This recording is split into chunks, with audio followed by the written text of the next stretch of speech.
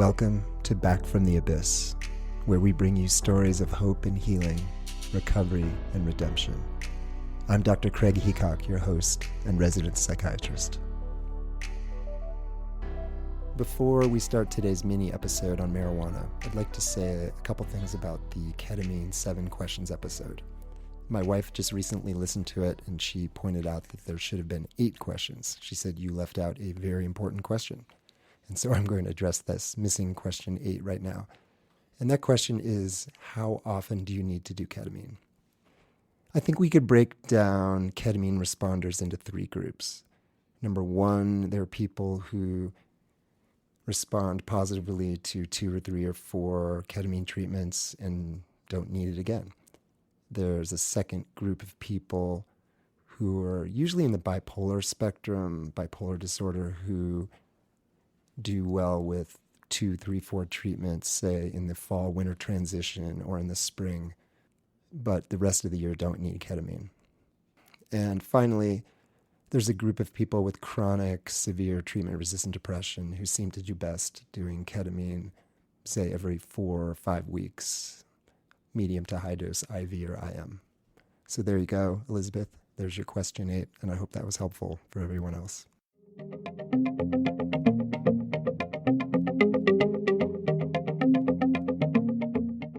So today's mini episode is medical marijuana, a psychiatric perspective. Imagine a new type of liquor store, one with 2 front entrances. Medical vodka says one door. Recreational vodka declares the other.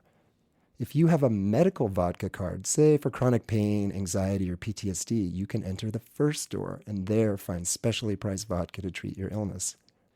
No card, and you have to buy the much more heavily taxed recreational vodka behind door number 2.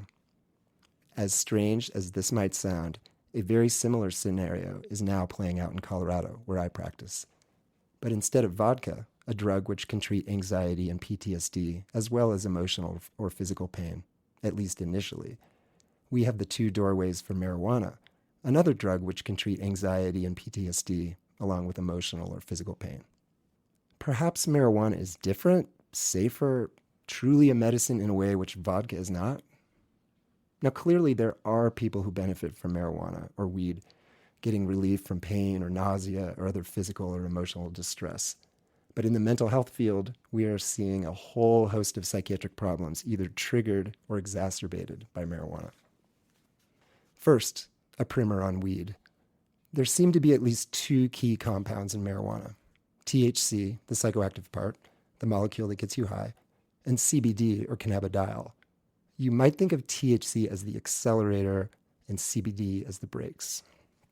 Way back in the 80s, when I was in high school, weed was pretty impotent, maybe 4 to 6% THC by weight, if you were lucky, with high levels of CBD. Today, the sativas, which are marijuana strains high in THC, might have 25 to 35% or more THC by weight, as well as relatively low levels of CBD. Or if you want, you can just skip the CBD altogether. Colorado dispensaries offer pure THC products.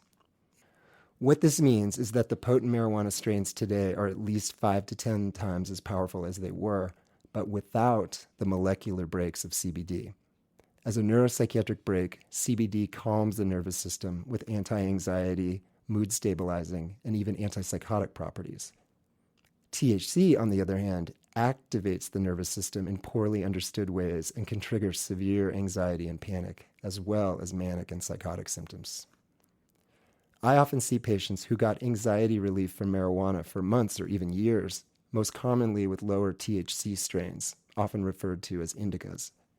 However, as THC builds up in their body fat and or they use more THC to try to overcome the inevitable tolerance, they reach some threshold blood level of THC, which then triggers persistent panic.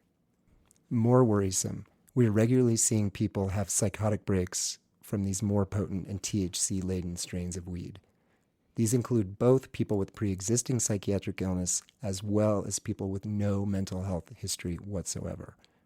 In general, I think of alcohol as a much more dangerous drug than marijuana, but in my patients with panic attacks, PTSD, bipolar disorder, or psychosis, THC can actually be much more destabilizing than alcohol.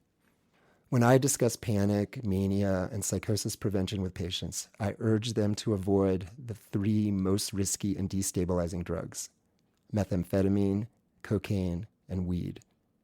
This often strikes them as a strange and unlikely combination.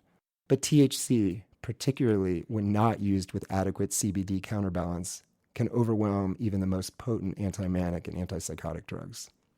Every month, I see multiple patients with bipolar or schizoaffective disorder who destabilize into mania and or psychosis due to marijuana use. Yet trying to convince them that weed is causing this is a hard sell. I myself didn't believe it for years, as I was viewing marijuana through the relatively benign lens of a child of the 80s. But over the last few years, it has become abundantly clear that marijuana has changed. Why don't my patients believe that weed was the trigger for their assault with a deadly weapon charge, or the 100-mile-an-hour drive down I-25, or the mumbling psychotic voices telling them that they should just go ahead and die? I think that this is due in part to the language of quote-unquote medical marijuana in Colorado. Here, marijuana is widely thought of as medicine, and words are powerful. None of my patients think of meth or cocaine as medicine, yet many hold on to a belief that weed can treat, or at least ameliorate, their emotional pain and anxiety. And again, I know there are people who get mental and emotional relief from marijuana, but I also know that many people get mental and emotional relief from a gin and tonic or a bottle of wine. This doesn't make alcohol a medicine. It makes alcohol a coping strategy, a source of temporary relief. If marijuana gives you some measure of temporary relief from the stressors of life or from your busy monkey mind, that's great. Meditation or swimming would probably be healthier, but weed is far better than cutting yourself or binge drinking or downing hydrocodone. But if you or someone you love is being pulled down into the dark depths of psychiatric illness, even intermittent use of marijuana could be making things much worse. A final note: is weed addictive? 10 to 15 years ago, I would have said no, not really, maybe psychologically. Today, the answer is a resounding yes. Habitual use of THC leads to tolerance, as well as a physiological withdrawal syndrome, with irritability, insomnia, loss of appetite, and severe nausea.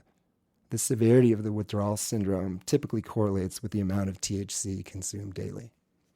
If weed is your coping strategy, then it's clear that low THC, high CBD strains are much safer and minimize the risks of physiological dependence, while also decreasing the risk of developing panic or triggering other psychiatric symptoms. I hope this was helpful. Adios, amigos.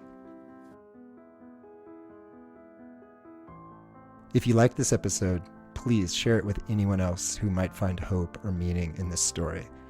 Check out our website, bftapodcast.com, where you can learn more about us and this project, get more information on the treatments mentioned in the stories, as well as additional resources and music credits. You can also email us with comments or story requests. If you have time, please rate us on iTunes, as this helps us spread these stories far and wide. Much gratitude to my good friend Chris Johnson, who does our sound, and thank you for listening to Back from the Abyss. May each of you find the strength and support to find your way through the darkness.